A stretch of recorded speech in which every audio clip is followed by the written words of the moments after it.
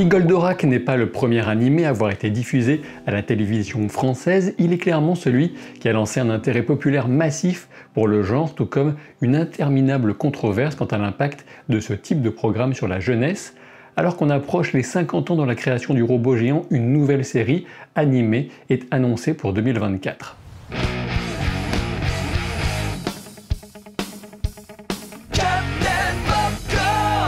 Goldorak U si vous préférez, un projet dont on connaissait déjà l'existence, mais le teaser qui vient d'être diffusé et que je vous invite à découvrir via le lien en description et commentaire épinglé, permet notamment de découvrir la prestigieuse équipe de production réunie autour du projet. Tout petit, j'étais totalement fasciné par Goldorak à tel point que je demandais à ma mère de me raconter des histoires de Goldorak avant de m'endormir. L'animé est un spin-off de Mazinger Z qui a pour héros principal celui nommé Alcor dans la VF de Goldorak. Et au passage, j'utiliserai les noms français par souci de praticité et surtout parce que ce sont ceux que je connais depuis l'enfance. À ce propos, je voudrais souligner le travail de Michel Gatineau, grand comédien de doublage. Il était le professeur Procyon dans l'animé, et son rôle est allé bien plus loin dans la définition de la mythologie du personnage de Goldorak, en inventant la plupart des versions françaises, des noms des personnages, mais aussi des attaques du robot géant, dont certaines sont presque entrées dans le langage courant. Une légende urbaine voudrait que Goldorak ait été un relatif échec d'audience au Japon, mais c'est faux.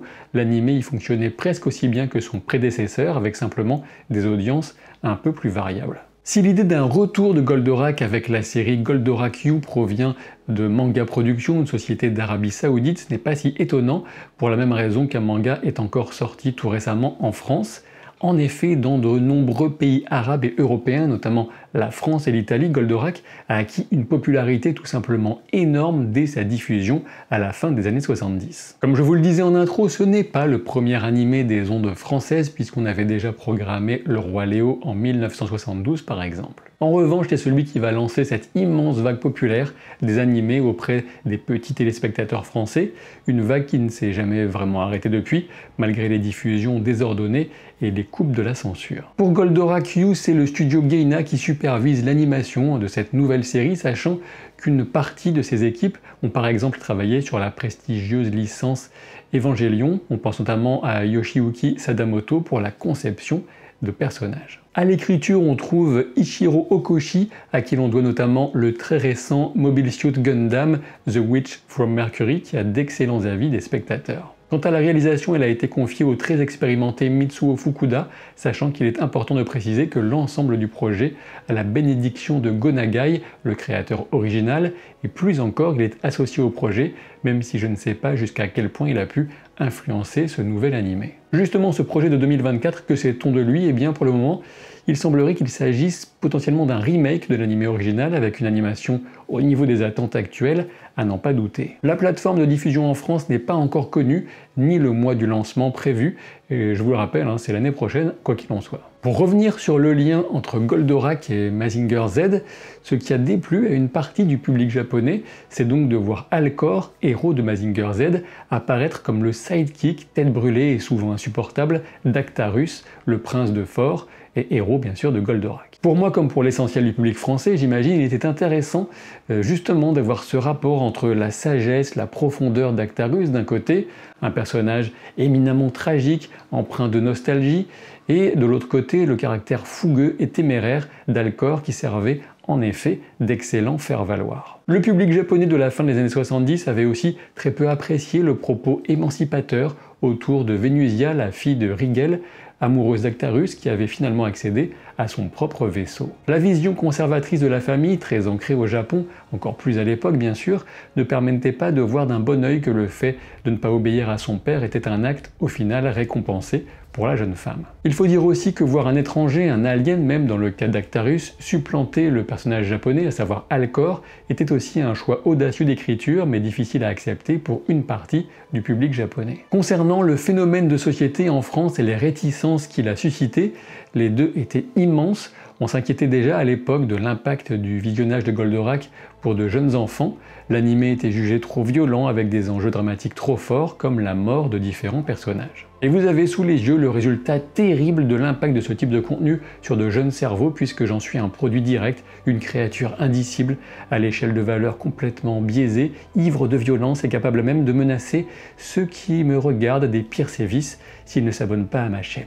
L'animé a d'abord été diffusé dans l'émission Récréa 2 sur la chaîne qui s'appelait encore Antenne 2 avant de devenir France 2 en 92. Ça ne nous rajeunit pas. Dorothée était l'animatrice de l'émission et elle a fait le succès immense du Club Dorothée ensuite passé sur TF1 en continuant à pousser à la diffusion d'animés pour le plus grand plaisir de millions d'enfants et le désespoir de certaines associations de parents et autres psychologues ou sociologues qui y voyaient une menace véritable sur la santé mentale et la culture des plus jeunes. Avec cette nouvelle version Goldorak You, on sait déjà que la série ne se heurtera pas à de tels problèmes en France. En revanche, qui dit nouvelle série dit forcément évolution des designs, sinon quel intérêt franchement.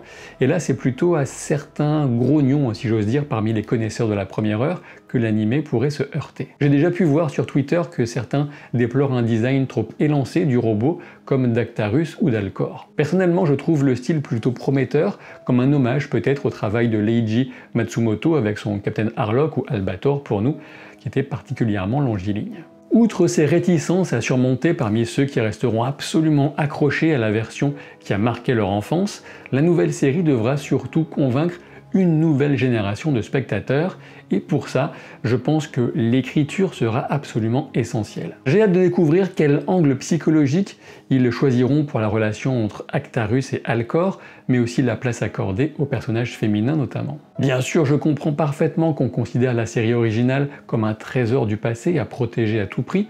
Je suis vraiment bien placé pour ça, étant donné mon histoire personnelle avec ce personnage. Et oui, par exemple, je pourrais vous parler de mon grand-père, paix à son âme, mon grand-père adoré, qui avait eu la gentillesse d'intervenir en douce pour que j'obtienne un grand Goldorak qui était un des lots d'une tombola durant un événement dont j'ai oublié la nature. J'ai eu plusieurs figurines du robot dans mon enfance et encore aujourd'hui, il figure dans la version actuelle de mon décor. Malgré cet attachement énorme, où justement grâce à lui, j'ai très envie de voir ce qu'on pourra proposer de nouveau autour de ce concept et de ce personnage, un robot géant créé pour envahir et détruire, mais détourné de son destin initial pour devenir le protecteur d'une planète en péril, à savoir la Terre. En parlant de péril, les adversaires du prince de Fort ont grandement contribué à faire la légende de Goldorak. Hydargos, Minos, le grand stratégaire, autant de noms adaptés avec génie pour le français, qui résonnent encore et qu'on associait aux Golgoth, aux Antéraques, les terribles machines géantes lancées